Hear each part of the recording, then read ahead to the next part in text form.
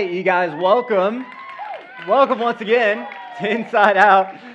If you have been here before, then you can tell this is a little bit of a different setup. If this is your first time, then you may not realize that, and I'm so glad that you're here with us tonight. But this is the Q&A portion of our series, Love, Dates, and Heartbreaks. And so we have been collecting questions from you guys over the last 3 weeks. We grouped as many of those as we could together. We're going to tackle a bunch of them tonight and over the next 2 weeks as well. There's 2 more weeks to this series still. So if your question doesn't get addressed tonight, we'll do our best in the next couple weeks as well. But my name is Jordan. We have Jeff and Jamie up here as well.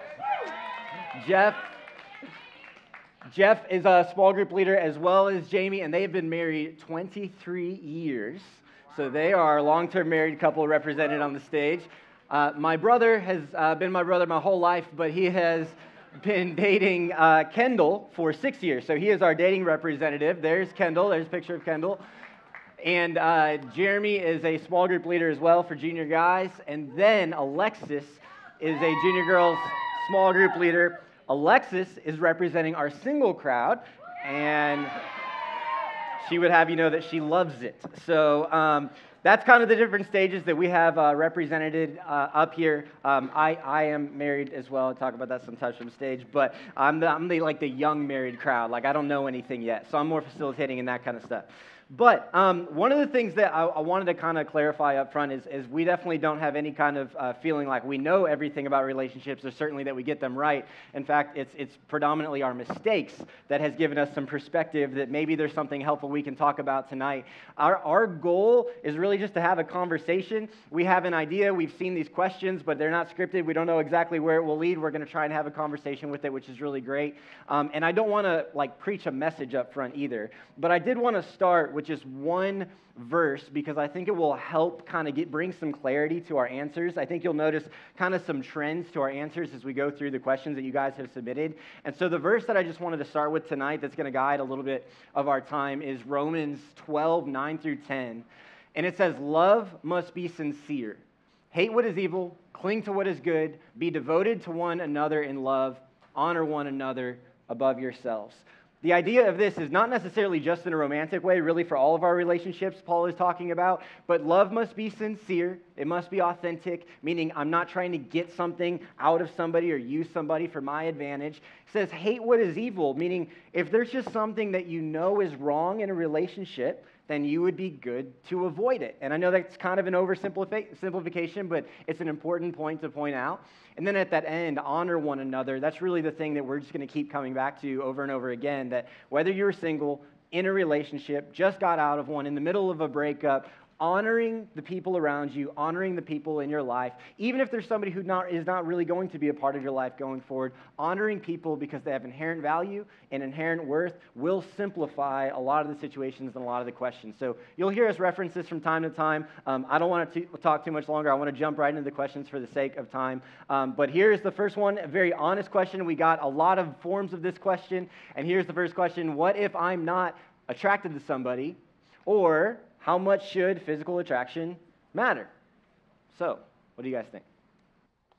Yeah, I'll take the first one and a little bit of the second, I guess. So, what if I'm not attracted to someone? My first question to this was, is this really a question? I mean, in all honesty, if there's no attraction there whatsoever, I think probably you need to look elsewhere, just being frank. As far as physical attraction is concerned, obviously for me, physical attraction mattered. Not so much for Jamie. But, I think I think the simple kind of, sometimes the simple answer is, well, beauty's only skin deep, and that is true. So it does matter, you should be looking for certain characteristics within someone that are attractive to you. I think physical plays a role in that, but there are other qualities you need to be looking for and have some of those things lined up in advance so you know what matters when you're in a dating or when you're attempting to get into a dating relationship. I think, Alexis, did you have comments? Yes, so back in high school and college, honestly, physical attraction was my number one quality that I looked for in a person. And that honestly led to a few relationships I should have never been in. But once I graduated college and I started growing a relationship with God, my number one quality that I look for in a person is that he has to have a relationship with God, and that's just a standard that I have for myself. And so yes, physical attraction absolutely does matter, but it should not be your number one quality that you're trying to find in a person. Yeah, and I think another thing for me too, I mean, I think physical attraction definitely needs to be there. I think another important thing that came to my mind that's helped me is that verse Jeremiah 17:9, where it talks about the heart can be deceitful. And so it's, when you're going off exactly what you're feeling all the time, that can be a little misleading. And so it's really thinking logically, thinking through what you're looking for and what you want. Awesome. Thank you, guys. Question number one. We're going to try to get to just about as many as we can. The next one is a big one, and this question was, what does it mean to be in love, or what does real love actually look like? How do you know if you like somebody versus you love somebody, and where's that line, and what does that kind of look like?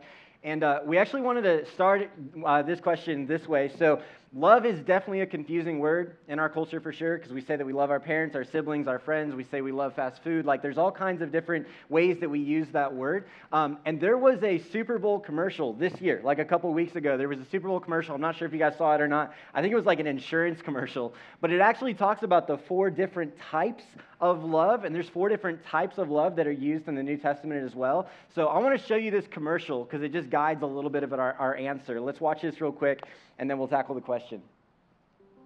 The ancient Greeks had 4 words for love. The first is philia. Philia is affection that grows from friendship. Next, there's storge, the kind you have for a grandparent or a brother. Third, there's eros, the uncontrollable urge to say, I love you. The 4th kind of love is different. It's the most admirable. It's called agape. Love as an action. This is good. It takes courage, sacrifice, strength.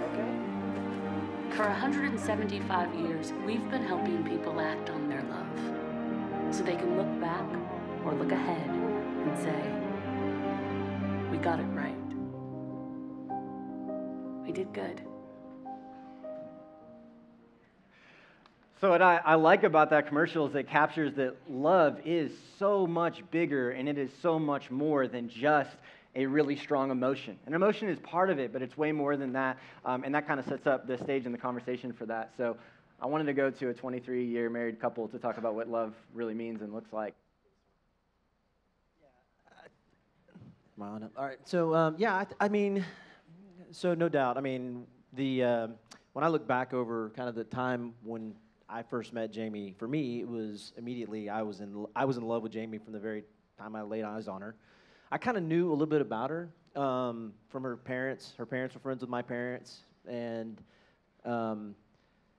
so I had some other ideas, some of those other qualities I was looking for in somebody, and she had those traits. But very much at the beginning, it was that eros kind of, it was attraction, and it was something that, I kind of was drawn to her as a result. After 23 years of marriage, I would say that your kind of standpoint on that changes. It's still there very much. It's an important part of a relationship 23 years in. But life's not always easy, and no matter how much you think things are going to stay the same, kids come along, challenges come along in life, finances get in the way, and love becomes an action, and it's an act of the will.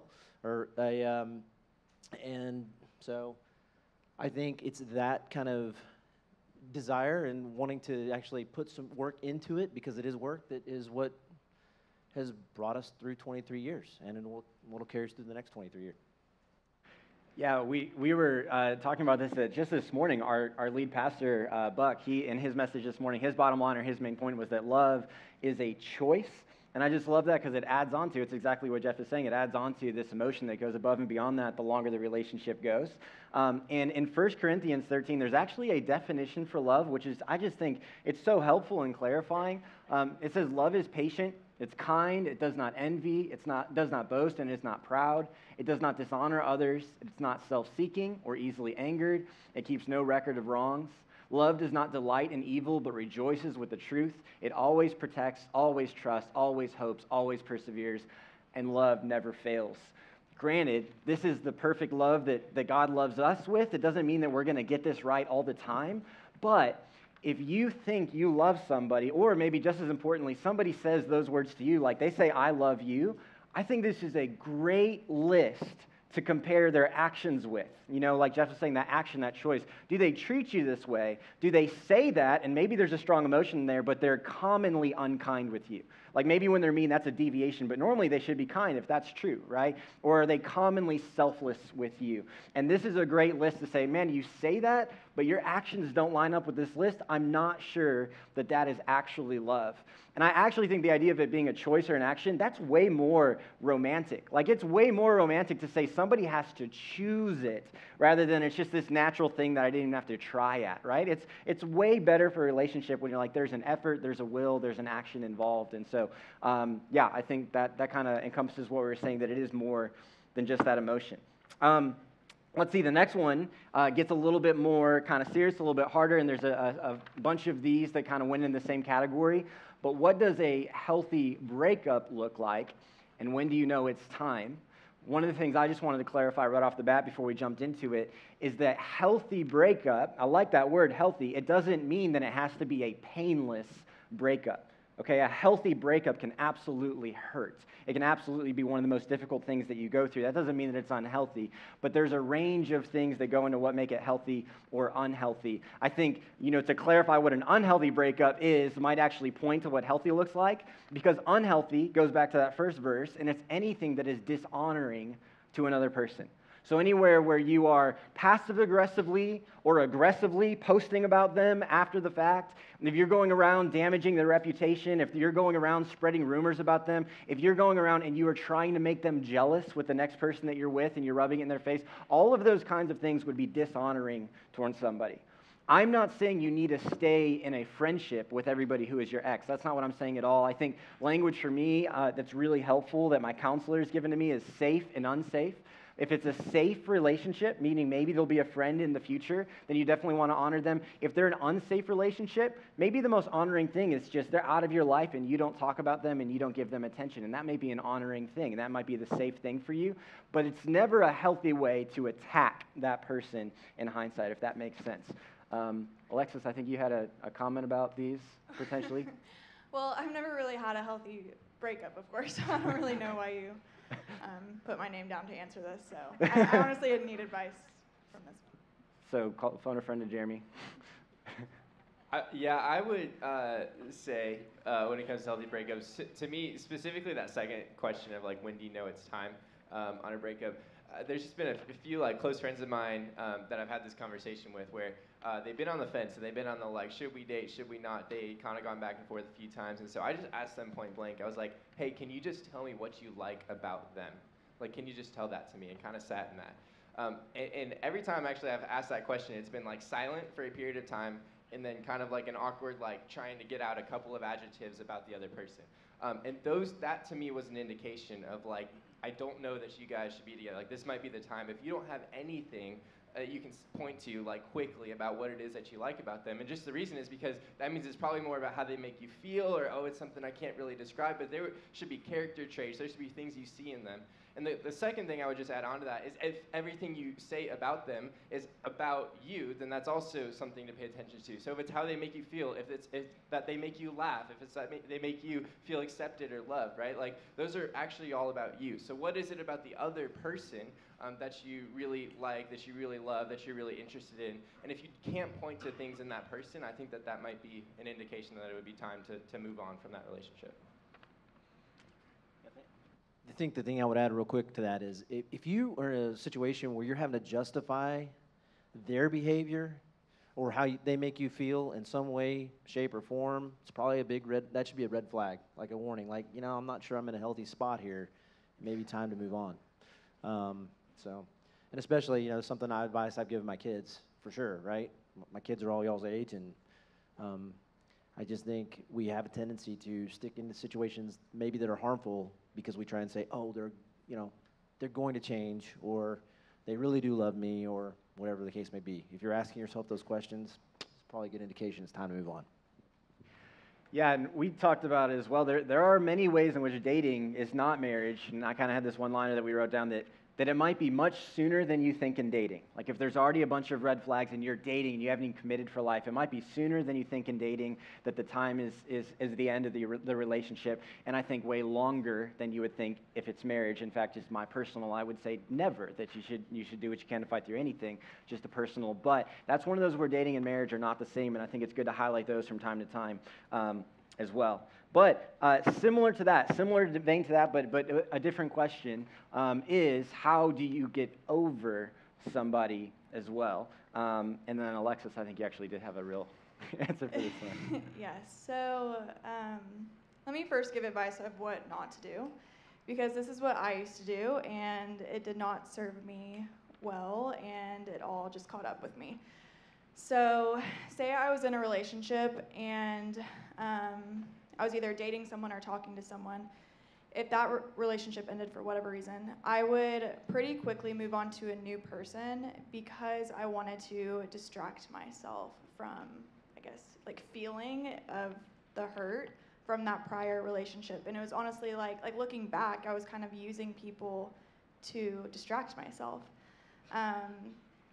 And so I just think that whenever you are wanting to move on from a relationship, it's just important to do it in a healthy way. And so for me personally, whenever I decided to grow a relationship with God a year and a half ago, this right here, this topic was the biggest thing that I wanted to focus on, because I believe that my next relationship is going to be my husband, and I don't want to bring any baggage into that relationship, because you still carry that stuff with you if you don't deal with it now. And so the first thing that I did was I unfollowed every person that I had talked to or that I was dating. And this wasn't out of like resentment or like a petty thing. It was more of just I was wanting to move on, and why would I constantly want to see their stuff, their posts, and their name like on my phone? That just doesn't make sense. And then the next thing that I did was I went through each relationship that meant something to me that I had baggage in, and I uplifted all of the hurts that I had suppressed for years, probably from ages like from 16 to 22. And I uplifted all of that and all the hurts and pains and memories, things I hadn't thought about in years. And what that allowed me to do was just make sense of everything and just understand why I had gotten to that point. And it just allowed me to start healing. And so I surrendered those things to God. I prayed a lot, and I asked God to heal me, and He did. And I just want to say that time did not heal me. The only thing that time did for me was put a Band-Aid over the issue, or because I was still carrying those things. Time did not heal. God healed. And I just want to encourage anyone in the room right now, if you're going through a breakup or a heartbreak, just know that you'll get through it. Like, I've been through it where I thought my life was over, the world is ending, like I could never get through it. But I'm here today, and I have healed. And also too, it says in the Bible that God is closest to the people that are hurt. And so just know that God sees you, and there's a light at the end of the tunnel for you, and you will get through it. Yeah, that's great. I think I would just back to the practical side, I would reinforce what Alexis said on some of the like distance things or separation things, that it is not petty to go and unfollow accounts of people that you were once like really close with, because it is just a reminder. Every time it comes up on your feed, you see them and you're reminded of what once was, and you think about, oh, could it be again? And it's just like you keep thinking in that kind of cycle. And I'm a huge advocate of some period of time that you set for yourself of like, hey, friendship for now is just not going to be an option, particularly if you were someone you dated them for a while, you really, really cared about them. That might be 2 weeks, it might be 4 weeks, it might be 6 months, it might be 2 years. It's totally different for everyone, but it's really, really helpful to separate. And it's not impossible, but it's just so hard to try to pretend like you can just go and have this other normal friendship after you were just in a relationship like immediately. And so I think it's hard to go grab lunch with that person. I'll say, hey, don't do that for that same period of time, 4 weeks, 8 weeks, whatever it is, to give yourself the space for the healing that Alexis just talked about. I would really encourage that time and that space, particularly after a breakup when you really cared about someone. Cool, Jeremy. I want to flip the next question right back to you because this is a pretty dating-specific one, and you're our dating representative today. Is how do I set boundaries in a relationship? And I think it's really important to clarify, like, there's single boundaries, there's married boundaries, etc., but specific to when you're dating somebody, what does it look like to set those, talk about those? Yeah, I think I would just lead with this, and this might be kind of countercultural, but it's something I believe in, and I think when it comes to a conversation around boundaries, that I think it's a conversation that should be led by the guys in the room. So I think that the boundary conversation, it's not an easy one. Whether it's physical boundaries, emotional boundaries, whatever you're talking about, it's not an easy conversation to have, but I do feel like the guys should lead that conversation and initiate that. And guys, what I would say to you is a girl on the other side of you will feel loved and honored and respected by you leading with that conversation. You're going to see, is it awkward? What's she going to think? All this thing. But the girl on the other side of you will feel loved and honored, respected, no matter how that conversation goes when you initiate that conversation. So I just want to lead with that. I feel like the guys should lead that conversation. I think another really important point when it comes to setting boundaries, specifically on the physical side, is it is 1,000 times easier when it's early in the relationship. Probably even before before becoming boyfriend, girlfriend. You're kind of dating, you're talking, you're figuring it out. When you have it at that stage in the relationship, it is so much easier to move forward than it is to move backwards from being in a different place and try to backtrack on those boundaries. And boundaries certainly develop and evolve. And I would say on the emotional side, something that isn't maybe talked about as much, but I also think when it comes to emotional boundaries in a dating relationship, your boyfriend or your girlfriend cannot be your safe place. They cannot be the person that you share everything with, that you're level 10, here's everything in my life with. When you get married, absolutely, they're your level 10 person. They see it all. You guys know each other completely. But in the dating stage, you got to have other people, whether that's a mentor, small group leader, best friend, group of guys, group of girls that you can be level 10 with. Because if that relationship is gone, like that shouldn't be now your safe places are gone, right? Even time can be a boundary. Like, did you, ditch all your friends, you're with that person 95% of the time now. Like, that is one of those boundaries of, like, they might be coming your safe place when they shouldn't be. Of course, I'm for honesty. Of course, I'm for all those things. But it's mainly I'm for you guys having someone, having a group of people, having a tribe around you that you can be real with outside of that person. I think all of those are helpful. Yeah, I specifically like the word boundaries, or you can think of them as guardrails. I think about, there was one time that I was with the team and we were in Kenya going through the Great Rift Valley, and there is a tiny little guardrail, and on the other side of this guardrail is a drop that is thousands of feet, right? The goal of a guardrail is not how close can I get to the guardrail or how close can I get to the boundary, because on the other side is destruction. The goal of a guardrail or a boundary is to stay away from that and stay as safe as I can. That's the whole point of the language. And I was struggling with whether or not to say and go here in terms of the physical side because I just don't have a lot of time. Jeremy talked about the physical time last week, and he took 30 minutes, and still that's not enough time to talk about all the opinions and all the different things and all the different stages that we have been through. But specifically, if you would say you are a Christian, so if you are not a Christian, I understand why this may not be a goal or a standard for you, but if you are a Christian, if you are a follower of Christ, the New Testament is abundantly clear that the purpose of sex is about intimacy or oneness, one person for life, and having children. Like, those are the purposes. That is the standard. That if you say, I am a follower of Christ, that should be the standard for all of us. Whether we've kept that already in our past or we haven't, this is about where we are today and what we're committing to going forward in our future relationships and our future stories. So I can't tell you what all the nuances are. I can't tell you, well, what counts and doesn't count. I think if you're asking the question of does that count as sex, I think that's not even the right question to ask when it comes to boundaries or guardrails because of the purpose of it, right? And that is the one thing where I can't go to all the details, but the New Testament is very clear on saying, hey, sex is meant and designed to be in the context of marriage. And if you've not set that for yourself as a Christian, I think that's a good thing to talk to somebody. I don't think it has to be in a small group setting, but a small group leader, an accountability partner, something to say, hey, this is my goal. Well, regardless of how I've lived in the past, this is my goal, and can you help me set this goal? Because the Bible's just too clear on it. So I wanted to put that in there for what it's worth. I think the one thing I would add to everybody in the room, so just to be perfectly clear, like the boundaries that we set in our relationships have an impact on our marriage today. So for what it's worth.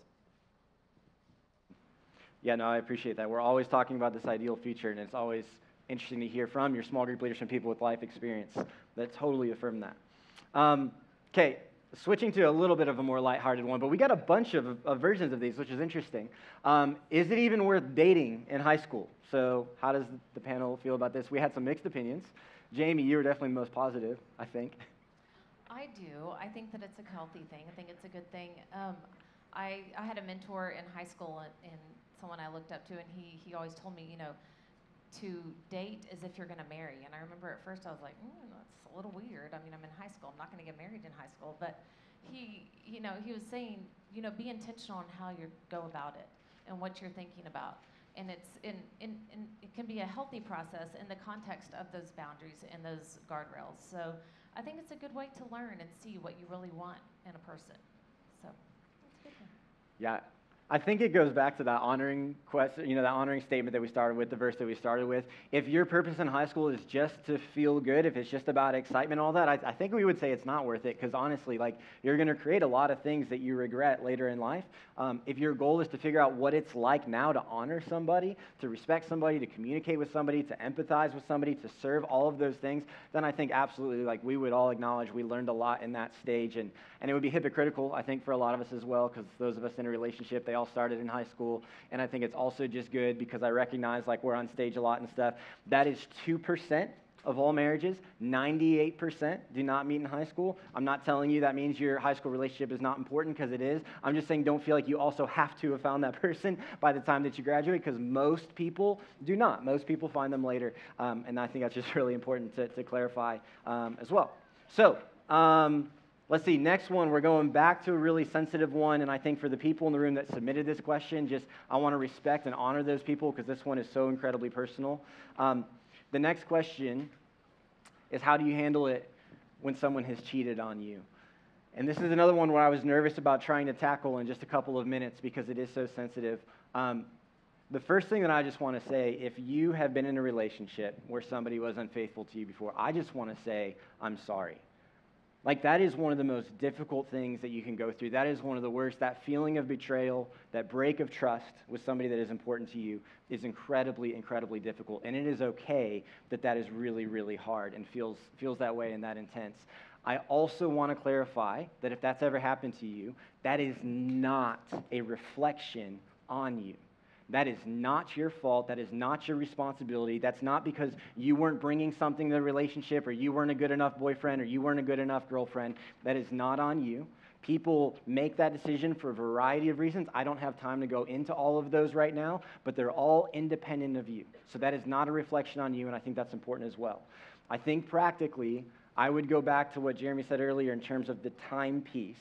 And again, I think this is where dating is a little bit different than marriage. Fighting through this in marriage is very different. But in dating, I think you have to pick a time period where this person is not in your life. I think you have to. I think for you to heal, I think for you to work through that process of forgiveness, which doesn't mean you reconcile. It doesn't mean they're in your life anymore. You still want to forgive them so they don't carry that weight and you don't carry that anger and bitterness into future relationships. I think you need that time. And certainly, I think for them as well, they need time to discover what's in their heart and why they did what they did. I know this wasn't part of the question, and I know this might be a weird way to go with it as well, but just if you are in here and you have cheated on somebody before, I think it's very important that you know God's grace is big enough for that in terms of your identity, who you are. He loves you. He doesn't see you any differently. His forgiveness is still available to you. And I think it's important that you know that, because a lot of times for people that they feel like they're marked with that for the rest of their lives. And it turns into a cycle, and I'm worthless, and I'm just going to hurt people because that's what I do. And I need you to know you're not your worst mistake. You're not your worst moment. But I would also ask, as somebody who is passionate about the next generation, I love all of you guys, I care about all of you guys, I would also ask that you don't get in a new relationship for quite some time. That's just my personal ask. You don't have to follow that, but I would ask that you would do some soul searching to discover why did I do that? Why was I trivial with it? Why did I think that was okay? Why was I tempted into something? Because that is one of the most hurtful things that we can do to another human being. It is the opposite of honoring, and I would ask that you would figure that out and discover what's going on in here, meet with somebody older and discover that before it is that you're willing to take that risk on a new relationship as well, just to get to a healthy place, and that's my ask for you. I think that's all-encompassing on both sides. I know that's an incredibly complex question as well. Jeremy, I think you had something you were going to add. I think that's great. I'm going to Take your time. leave Good. with Okay. that. I'm going to jump in after Alexis on the next one, though. Okay, awesome. So here's our next question then. How do I become comfortable with me, especially when I'm single? So we had a variety of questions of one, like I just talking to somebody, like how do I even begin that or start that? How am I comfortable with me? Or how am I comfortable just staying in a single stage for a long time? Alexis got pumped about this one too, so I'll hand this one to you. Yes. Who loves being single? Not a lot You're of alone. people. Okay, so I can confidently sit up here and say that I am so content with being single. I think everyone that knows me in this room knows this about me. I know my small group knows this about me. I love the singleness season that God has truly blessed me with, and God has done amazing, incredible, awesome things in my life this past year and a half in my single season. But I have not, this confidence that I haven't always had this. Because like I said earlier, I used to go from relationship to relationship to relationship. But I think the biggest game changer for me was whenever I started growing a relationship with God and I started really understanding the truth of His Word that God completes me. I was trying to put my happiness in other people and would honestly fall flat on my face every single time. And so, and married people, like, they sharpen each other, they make each other better, but God completes you. And right now, I am just focusing on myself, and I'm focusing on my purpose, and I'm focusing on my relationship with God. And it's been awesome, and I think a great advantage that single people have is that you have time. Like, I bet you would ask any married person in here and that have like kids and a family and a job and all of these things that they wish they had more time. Like, you have so much time to do so many awesome things. Like you can go travel, you can volunteer, you can like focus on yourself, you can focus on your relationship with God. There's so many blessings that come with your singleness time, so do not take it for granted, because you'll regret it if you do. Yeah, I would just add, I think everything she said is true, and it's also true if you are in a relationship. And so I just want to speak from my experience. Kendall and I have been dating a little over 6 years now, but the last 4 of those have been long distance, with her being apart. And this sounds kind of bad, but we used to say, like, it felt like we were like single during the week and like dating on the weekends, just from like the standpoint that we were very independent because we were like long distance and we didn't see each other and we had our very like own lives. And it was really hard at first, but we were very grateful on the other side of it because we did get to work on ourselves a lot. And I think one thing that Buck told me a long time ago was just like, hey, there's really not relationship and marriage problems, there's just people problems, and relationships just bring those out of us. And so I just want to make sure that, like, if you are in a relationship, you are having that space to like work on you, to grow in your own faith, to grow in your own relationships, to grow in all kinds of areas on your own, because a relationship can kind of cloud that or mask that or feel like, oh, everything's good. And so I'm not saying you have to break up to get that, but it has to be a focus in whatever stage of a relationship that you're in. I'd just add, too, that at the end of the day, that's what a lot of it comes down to in a long-term marriage as well. It's like the focus, the centerpiece of our family and our marriage is our relationship with God. And it is the biggest thing that's helped us through the hardest times. Whether we didn't have much or we've had a lot, it's all about Him. So, I think to close out kind of the single piece in conversation, one of the things that we were all talking about kind of backstage was the idea that you just don't want to be in the extremes with singleness, like the extreme of I'm always looking for who's next, I'm never okay to be alone. And you also don't want to be in the extreme of like I'm man hating or woman hating, like, you know, I don't need this person, I'm so independent, I'm so and it almost comes across like condescending or aggressive. Like, that's not the goal either. I think sometimes maybe the church might even paint the picture that like, man, once I truly never even think about a relationship and God is enough, then like all of a sudden my husband or wife will show up. Like, God put that desire in you. It is fine to desire a relationship. And I think the way that Alexis talked about it, I don't need to expand on further because she talked about it beautifully. That's kind of that stage and that healthy place. That's the goal. So here is the last question before we break to groups. And it is one that I feel like just everybody can relate to because we've all experienced this. And that's, how do I get a friend to listen when they don't want to?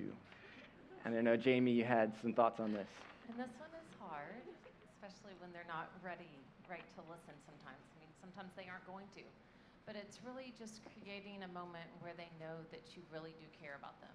So whether it's taking them to their favorite place or going to get their favorite dessert or whatever it is, but it's taking that time, it's really having that empathy to listen, their feelings are valid, and to truly understand where they're coming from. And also I think in this process too, it's really good to talk to somebody, your small group leader, somebody that speaks truth into you, a parent, a mentor, whoever it is, beforehand, to get some advice, to walk through that too, and a lot of prayer as well. Yeah, I think I might even flip the question a little bit. I know we've all had that friend. I would also argue there's probably a pretty good chance we've all been that friend. And so it's really important as well that you do what you can to put yourself in the position where you can listen to people. It takes some humility. It takes some self-awareness to know that when I'm in a relationship, I don't see things clearly. And to have some of those people in your life that you know are for you, you know they're not trying to get anything from you, and so you know it is a big red flag, you know, for these 2 or 3 people. If I'm going to shut down their advice and ignore their advice, that should be a pretty red flag to me, and I should be pretty clear on why it is I'd go a different direction. So I think avoiding that stage just as much as it is trying to get through to that friend is really big as well. But we said last week, Jeremy kicked it off, the whole point of this series is we are for healthy relationships, whatever stage that is, single, dating, going through a breakup, whatever it may be. We want to give you the opportunity to build upon, expand upon these questions, to agree with these questions, or to argue against and disagree with what we set up here as well. I think the best place for that is actually in our small groups, and so we're going to talk about these questions in our groups next. I want to just pray for us quickly, and then we'll head to our groups. Heavenly Father, God, thank you for every single one of these students in here. God, thank you for this panel up here and their willingness to be vulnerable and be engaged in this conversation. And God, so many of these conversations are complex. So many of these conversations require just so much humility on our parts to listen and to learn. And I ask that you really just guide our conversations, our groups today. I ask that we respect one another, that we're honest and real with one another, because there's so much hanging in the balance of this area, this world of our relationships, God, and we know that you want the best for us. So would you lead us? We love you. We're grateful for your Son. It's in Jesus' name that we pray. Amen.